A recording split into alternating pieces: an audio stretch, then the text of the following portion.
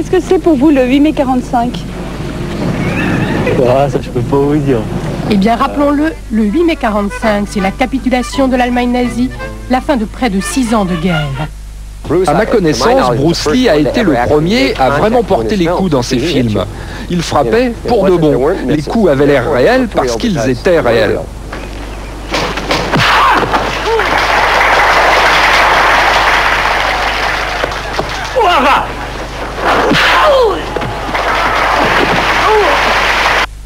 Allez, gauche court de droite 110, gauche 120,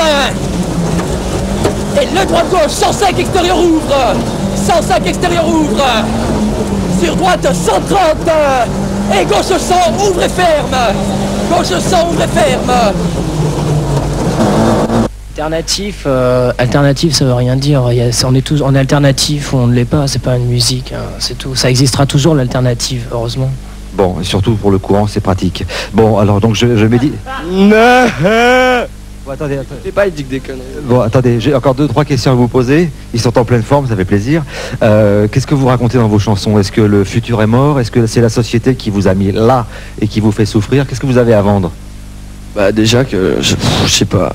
On voit trop de merde à la télé, alors heureusement qu'on y passe quoi, parce que et Joe Cooker carrément God for Us quoi. Bon, alors attendez, ce que vous avez à vendre, eh bien, c'est un album. Je vais le vendre. Eh oh, attends, parce que je vous parle là. Non, parce que sinon, d'accord, mais attends, là je suis en train de vous parler, donc vous me regardez un petit peu. Voilà le cri de la mouche. Voilà un album. Voilà. Classe, non. Voilà, à découvrir. Et puis comme vous êtes sympa quand même, j'ai rappelé que le 25 mai, vous serez au Bataclan. Voilà. Avec les Cosmic Vour. On joue le 25 mai au Bataclan et ça va carrément déchirer, alors venez tous. Voilà, je vous l'avais dit, c'est un cri audible par tous. Bon, attendez. Bon, attendez, je vais finir ma phrase, d'accord? Moi, je veux bien que vous fassiez de la télé, mais enfin, essayez de... Vous voyez, hein. Bon, ça s'appelle comment le titre qu'on va écouter? Et ta mère. Bon, d'accord. Ce qui me choque profondément, c'est l'abus des valeurs chrétiennes dans cette affaire. Je pense que le débat spirituel est suffisamment grave pour qu'on ne se serve pas de l'évangile inconsidérément. J'ai été notamment, je ne l'ai jamais dit, mais là aujourd'hui je crois important de le dire, j'étais très choqué de voir qu'à propos de l'immigration, il est utilisé le terme du prochain et fait un commentaire qui est exactement à l'opposé de ce que Jésus lui-même, qui a inventé la parabole du bon samaritain, enseigne dans l'évangile. Alors je dis aux catholiques de ce pays et aux chrétiens de lire l'évangile et de se faire une opinion par eux-mêmes et de ne pas écouter tel ou tel homme politique qui se part des fragments de culture chrétienne dans notre pays pour justifier et légitimer des points de vue qui ne sont pas chrétiens. La technique du lambeau est utilisée pour couvrir les calvities frontales. C'est la seule technique qui permet rapidement d'amener une grande quantité de cheveux sur la région frontale. Le lambeau donc a été découpé, il est soulevé pour être mis sur le site récepteur, comme ceci. Voilà. Et ça va être fermé. Ces opérations sont aujourd'hui assez légères, puisqu'au maximum le patient est hospitalisé 24 heures et qu'il a le droit de se laver la tête 48 heures après l'opération. Seule évasion autorisée aux détenus malades du sida, la religion. Ici plus qu'ailleurs, on retrouve la foi. You got to put your trust not in medical science, not in other areas of your life, and you can be useful. Amen. It makes no difference what anybody says, but put your trust in Almighty God and allow Him to come in your life and save and deliver you and sanctify you and heal your body and set you free by the power of Almighty God. Le condamné à mort a été exécuté ce matin, un peu après 4 heures. Le reste est tendu, je suis fatigué. En moi, rien ne bouge. Pourquoi rien ne bouge? Parce que vous aviez décidé en votre âme et conscience. Rien ne bouge.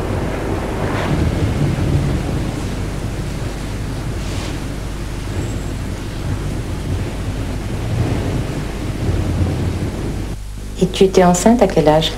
À 14 ans. Tu savais que tu étais enceinte? Non, je savais pas, c'est ma mère qui me l'a dit. C'est le premier garçon avec qui tu faisais l'amour? Oui. Est-ce que tu penses beaucoup au père d'Amélie? Mais surtout quand je suis arrivée, oui. J'y pensais beaucoup. Mais maintenant, c'est passé. Tu pensais beaucoup comment? Mais... je sais pas. Tu lui en voulais? Non, non, je lui en voulais pas. Tu l'aimes? Non, plus maintenant. 10% des malades du sida sont hétérosexuels. C'est le cas de Chantal, 47 ans, malade depuis 6 mois. Sa fille, Nathalie, lui rend visite tous les jours. Quand vous avez appris que vous étiez malade, vous ne l'avez pas dit à votre fille? Non. Pourquoi? D'abord parce que c'est pas agréable d'apprendre. Oui, j'ai eu l'exemple pour ça. Comment vous l'avez appris, là? J'ai trouvé une lettre de l'Institut Pasteur. Je déménageais de chez ma mère et je suis tombée sur une lettre qui lui proposait d'essayer un nouveau traitement qu'elle avait. Puis comme ça, je savais pas ce que c'était que. Parce que l'HIV, j'ai demandé à un docteur et il m'a dit. Elle n'a pas voulu me l'avouer, même quand j'ai trouvé la lettre. Et c'est pour tout de suite, les recettes de la mère, hein, pour suivre la logique de tout à l'heure. C'est parti. Et les manettes avec Gabriel Couteau, c'est un peu long au démarrage, mais c'est pas grave. S'il n'y a pas les manettes, je vais y aller tout de go. J'y vais tout de go? Il y a une caméra portable? Non, il y a les manettes? Bon, ben alors le jingle. Il n'y a pas les manettes? Très bien. Eh bien, je vais y aller. Vous me suivez, la caméra 1? Oh si, suivez-moi, c'est pas grave. Il n'y a pas de manette. Hein? Gabriel, tu dors? Gabriel, tu brûles mon espoir. C'est une illusion de bonheur. Soyez toujours belle comme moi. Comme on l'a dit bien des fois. Mais... Pour le cinéma, il faut être belle. Sans ça, c'est pas la peine.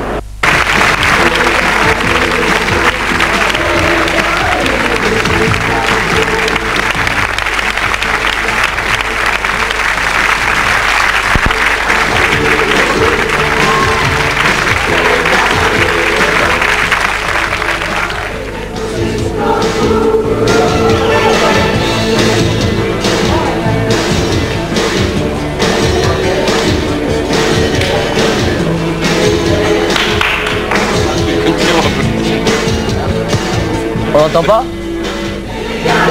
On n'entend pas? Envoyez le générique.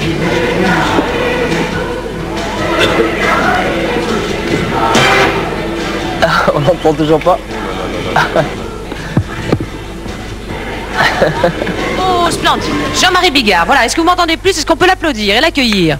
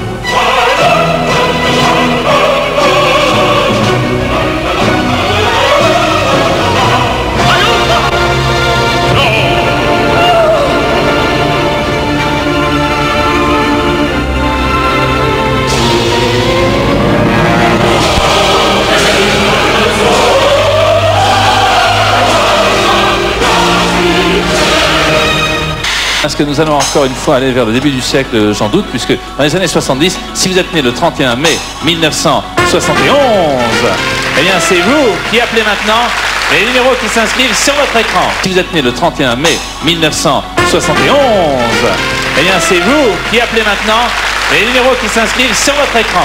C'est quelqu'un qui prend l'argent et qui ne le rentre pas. Fellini, Voilà, tel qu'en lui-même, un sketch improvisé, une exclusivité de la 5. C'est pas improvisé, c'est Fellini qui me doit redonner l'argent. Qui entend bien régler ses comptes avant d'aller grimper tout à l'heure les marches du festival pour cet homme aussi, il me doit donner quelque argent. Attention, on va régler ça. J'ai fait l'interview sans de l'argent. On va régler ça tout à l'heure ensemble. Donc la Voce della Luna de Federico Fellini, c'est ce soir aux Marches du Palais. Nous continuerons demain très fort puisque c'est la projection de Cyrano, le Jean-Paul Ramteau, que tout le monde connaît à Paris puisqu'il est sorti dans les salles. Et puis on attend aussi avec beaucoup d'impatience. Guillaume, je vais peut-être arriver à terminer le film de David Lynch. Voilà, c'était à Cannes ce soir. Un brin de délire dans l'air. Merci messieurs.